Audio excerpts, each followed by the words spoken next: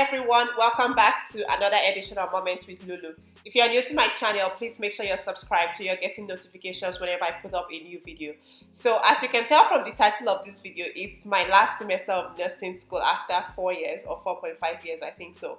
And in this video, I'm just going to be showing you how I'm going to be preparing for this semester because I'm only taking one course, but it's a lot of work because it's my preceptorship course and it's a 12 credit course. So that's equivalent to 4 classes. But yeah, it's a 12 credit course that comprises lab, lecture, and clinical. So which is the preceptorship component where I have to complete a total of 350 hours of acute clinical practice by April 30th.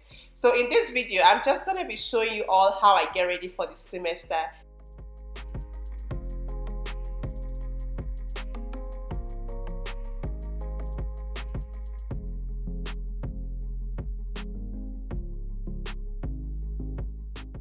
So basically, I was supposed to start school on the 4th of January, but due to the pandemic and due to the COVID restrictions in Alberta, we are on lockdown we've been on lockdown since December 13th all the way up until I think January 11th or so. Yeah, and the reason we had to start school, they had to push our resumption date back from January 4th to January 11th because of the whole pandemic crisis and whatnot. And for those of you who don't know, people keep asking me what school, what university do I go to. I go to the U of A, so the University of Alberta in Edmonton. That's where I attend school, but I'm not physically attending school there because everything is now online. So the only place I go that's school related or that has something to do with school is just to go to my clinical placement, which is any hospital where I'm being placed at basically. I have no business with the buildings of the school right now because of everything going on. So without further ado, let's get right into this video. So for me, first of all, the first thing I always look at is going through the curriculum, the course outline for that particular course to see what's due, what's not due, due date, things I have to do, assessment component and whatnot. And I also go further to read the policies because again, nursing is also like connected to clinical or to the body that's regulating hospitals here in Alberta or wherever.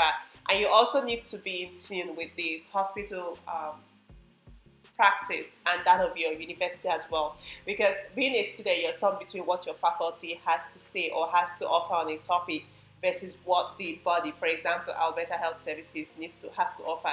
You also need to make sure that you're following both. And anywhere time you have questions, you always need to look up just to make sure that you're not going out of scope or going out of practice basically. So I like to get familiar with the website and every link that the faculty has put for us to go through regarding the hospital or clinical policy. I also have to make sure that I go through that as well because it's a very important piece, especially in clinical. You just want to make sure that you're doing things right, you know how to get the appropriate resources, and you know where to get policy and documents that will be essential to your practice as a nursing student and as a nurse too in the future because everything is done to prepare you for that. So what I'm currently doing right now is taking the assessment component of this course. So this course is called Nurse 485, that's the code for this course, and it's called Nursing Practice in a Focus Area. So this is the final piece that prepares you for that RN role transition to a clinical acute care setting. So here, there's just a bunch of assessments that accumulate to get the 100% of my grade. So what I go ahead to do is just get the assessment piece, the topic, and then their percentage worth and their due date. So this I do on every A4 paper. If you've not watched my last video to see how in depth I go to prepare for every new semester, I'm going to link it to this particular video. So if you don't see it on an iCard popping on the left of the screen or on the right of the screen, you're going to see it at the end screen of this video. So also you can look in the description box of this video to find the video I'm talking about. I'm just going to label it how I prepare for a new semester of nursing school. That's basically how it's written. You can also watch that video as well. So I always make sure that I have every assessment piece on this paper because this is super important. It helps me know what to do every day because when I look at it every morning I wake up, I know that I have something to do and I know that there's no room for procrastination if I have this by my side every morning. So I'm just going to go ahead to continue working on this schedule and working on this piece, and I'm going to show you and explain more things as we go further in this video.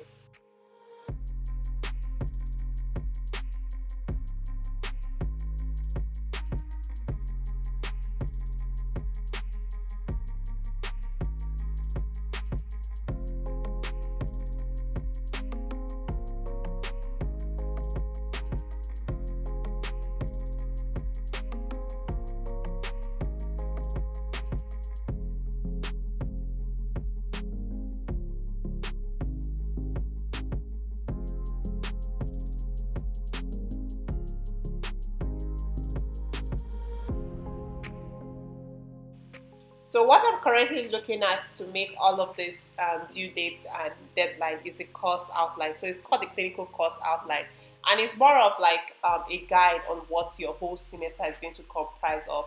So, for example, the assignments and course components for this course is a comprehensive plan of care, which is what 25%. I also have a care plan topic presentation. So basically, I think we're going to do a presentation on the care plan that we did for the part A, and that's also what 25% of my final grade. And there's also the reflection on individual participation in the group care plan. So because the care plan we are working on is going to be in partnership with another student, and that's also graded as complete or incomplete. And then there's the COVID-19 open book quiz, which we have to do, and that's 10% of my final grade. And then there's a learning plan we have to do, and that's 15% of my final grade. And also for this clinical course, since it's not a graded clinical, you always have to do a weekly check-in. So it's more like a weekly reflection, checking in with your instructor, checking in with your preceptor to know where you are at, how you're doing in clinical.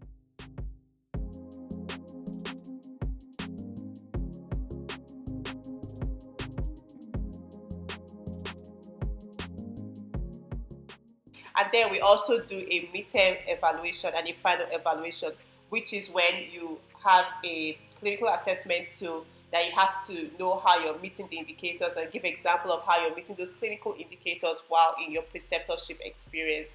And same as final evaluation, we also do that as well. And then there's something called the transition reflection, which is what 25% of my final grade.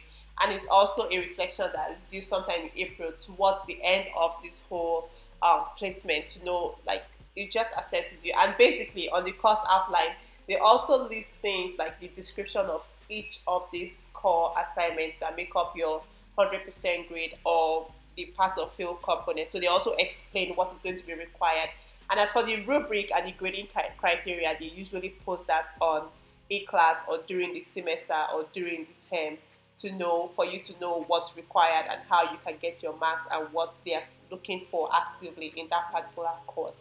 And again, rubric is a huge saving grace. Like, make sure you take your rubric very seriously, because that is going to help you. That's going to determine whether you're getting all the marks on a paper or whether you're getting some or little of the marks. The rubric is super important. After every assignment, just make sure you're always checking your rubric to know that you fulfilled all the criteria for that particular piece of work you have to do.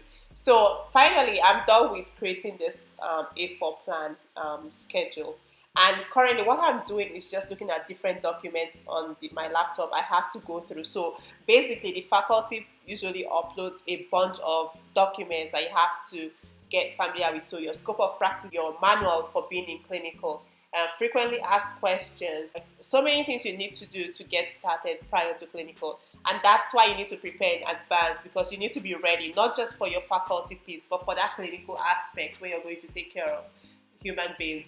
And finally, what I'm currently doing here on this page is getting those CPR, mask fits, police information check already and checked out, fire safety quiz and whatnot, WHMIS.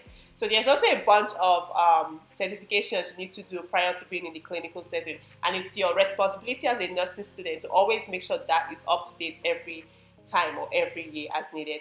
And what I'm currently doing now is just putting the due dates on my Google Calendar. So again, my calendar, the calendar on my phone is my scheduling app. So the regular calendar on an iPhone or an Android phone is something I use to schedule. I don't get physical planners or get a different kind of planner. No, I don't do that, because I just feel like having everything in one place, in a place that's portable and accessible, which is my phone, is the best thing, is the best decision. And it's different for everyone. What works for me doesn't have to work for someone else, but I prefer to use my phone, and my phone and my laptop are connected. So I don't have to worry about always checking my phone. Whatever I can do on my laptop, I can do on my phone, and vice versa. And this really helps me a lot. So for every due date for an assignment, and for every lecture and every lecture date and the time range, I always put that at the beginning of the semester in my calendar. And when I'm done with this whole scheduling on my calendar, I'm going to show you what it looks like when I look at it in a from a monthly perspective, from a monthly screen. So basically what's showing now is day-to-day activities. So I'm just plugging in all of those due dates and course assignments and lecture components. That's currently what I'm doing here.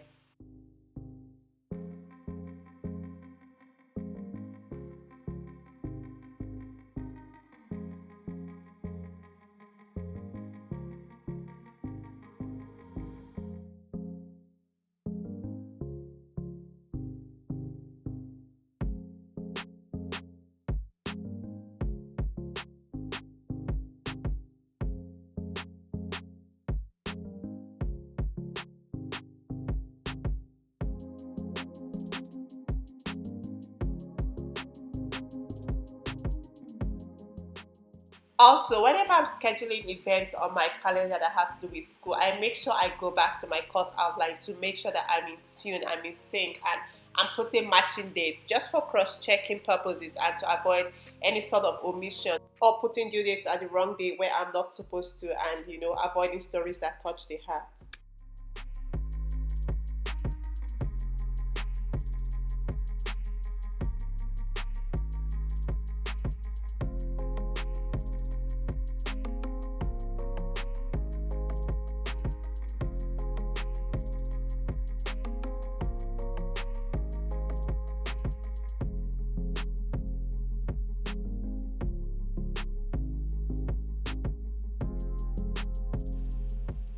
Finally, I'm done scheduling activities on my calendar, and this is what it looks like looking at it from a month to month perspective.